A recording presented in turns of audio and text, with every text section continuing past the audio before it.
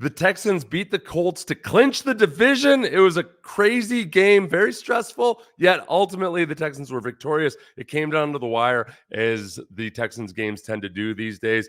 DeMeco Ryans spoke afterwards. We'll listen and react. I'm Seth Payne, played 10 years in the NFL, 5 years for the Houston Texans, and now I cover the Texans for at least one more week. Here's DeMeco and asked how he felt about the win. I think it means a lot to our guys to get the spotlight today, and just to come away with a gritty win, really gritty win. Wasn't our best performance, but it was gritty. It was tough, and it was a special performance. Our guys stood up, made the plays when we needed to make plays. CJ and Nico, they stole the show. It's an awesome job by two of our best playmakers. And Nico, we needed him most today, and he showed up big time for us, made a ton of big plays, and it's the reason why we won this game. Nico Collins on the day had 9 receptions for 195 yards and a touchdown with a long of 75. You're like, Seth, how come you didn't show the 75-yard touchdown? It's coming. It's coming. The gritty part is exactly right. Look, the Texans offense had kind of stalled out there in the third quarter. They end up going on the game-winning drive with CJ going 7 for 7, scrambling, throwing what looked like an intentional grounding that ended up being a reception to Nico Collins. Nico Collins bulldozing people on the sideline throughout the game. Gritty, gritty, gritty. Next question, what were your thoughts on that first touchdown after Indy kicked that opening field goal on the first play? Oh, yeah. Awesome throw, awesome catch, something we have been working. And, when Bobby called it, I was like, oh, here it is. So just credit to Nico, right, and CJ for also great ball placement and putting that ball exactly where it needed to be, and Nico going up and making that catch. And I have been telling Nico, hey, he's been catching a lot of deep ones, but he's been stumbling and falling, not getting in the end zone. This time, stayed up and got in the end zone. Biggest play of the year for him.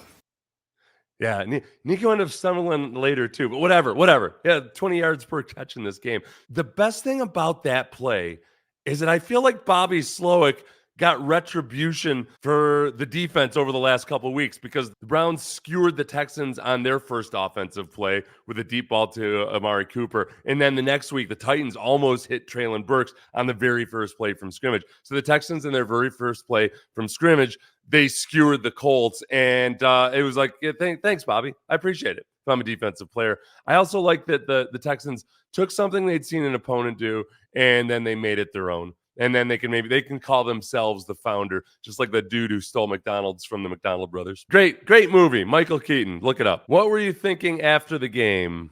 Yeah, just during that moment, I was just thankful, really thankful for this, to be in this position, right? Thankful for our guys and the way they fought, like everything that we've been through throughout the entire year, just taking it all in, and been through a lot of ups and downs. For us to grind through the season and find a way, right, to get an opportunity in the playoffs, it's a special moment, one I always remember. And it was a moment just of gratitude. Oh man, there's look, not a lot to say. I don't want to ruin that moment. It's really cool that they caught that on camera. Sorry, DeMeco, if you thought you had any semblance of privacy. It's 2024 now. 2023, maybe you would. It's 2024, DeMeco. You win a game like that. You win the division, it turns out, eventually, with a team that nobody gave a stinking chance, all stupid pundits like this guy. Really impossible to say. It just sort of explain the impact he had on this organization. I think if you're from outside Houston, because everybody in Houston, you have to remember, we knew that there were issues with the Texans, okay? But we didn't have to hear it from everybody else all the time. And a lot of times inaccurately put from the outside. And to get DeMeco in here and for him to specifically say, no, this is where I want to be. I want to go to Houston. After the people had been just punching and kicking the Texans on the ground, it was really a transformation over the last year, and it's really cool to see DeMeco get this done. Next question was about CJ Stroud. Probably nothing surprises you at this point, but what are you still surprised with by CJ Stroud? Yeah, CJ, he doesn't surprise me, right? We've talked about it earlier in the week with CJ just being special in these big time moments when we needed most to step up and make plays. He's done it time after time throughout the entire year.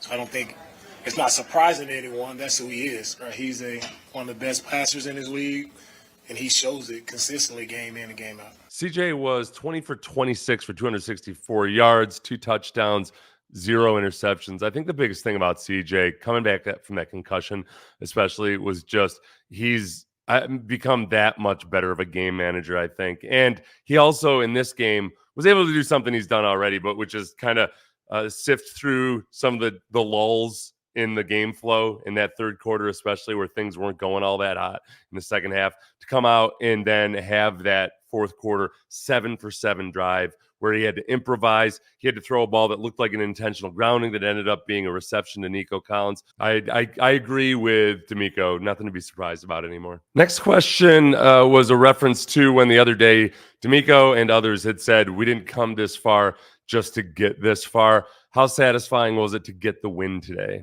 And that's what's special about it, right? We didn't come this far just to get this far. Like, guys, they wanted it. Our guys wanted this opportunity, and they went out and had the determination to go and make it happen, right? It wasn't easy. It was a tough team. Indy is a really good football team, well-coached team. They played an unbelievable game. And to go up against a really tough opponent and come out with a win, right, it's special, and it says a lot about our group. You saw Jonathan Taylor there, 30 carries for 188 yards, 6.3 yards per attempt. The RPOs were really putting the linebackers in a blender today, and you saw the indecisiveness of trying to figure out whether it was going to be run or whether to cover guys over the middle. Early on, when Pittman was going, I think the Texans realized they had to put a limit to that. Pittman ends up with just 5 receptions for 44 yards. But because of that, guys had to hang back a little bit. When you give a guy like Jonathan Taylor, who'd really started to heat up these last few weeks, that kind of room with which to work, it got ugly. They've got to improve the tackling. I mean, they remained one of the worst tackling teams in the NFL this regular season. They weren't the worst like they had been over the first few games, but that needs to get a little bit better. And I think some of that, frankly, is just going to come from personnel with some churn over the next couple of years. Next question.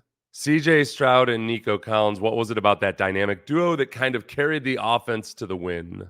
Right, they were in sync. We're missing a lot of guys. Missing Robert, we're missing Noah, we're missing Tank, missing a ton of receivers, and we know Nico is, our go-to guy, our playmaker, and for them to step up and make plays when we need it most, right? It's that special connection. They were in sync all game. They were in sync, and for Nico to have over 195 yards, that's big time. And so I tell him all the time, he's a big-time playmaker, and he continues to show it week after week, right? When he's out there, he's a problem, right? And he's a tough out for a lot of teams. So happy that he's on our side.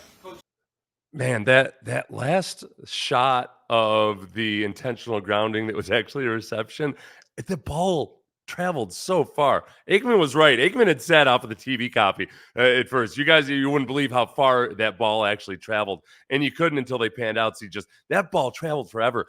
And Nico talked about it in the post-game interview on Sports Radio 610 about just that being, hey, there was a scramble drill. He did where he went where he was supposed to go, and CJ just did that little beautiful mind thing in his brain, and they made all the cogs work out. It's just crazy.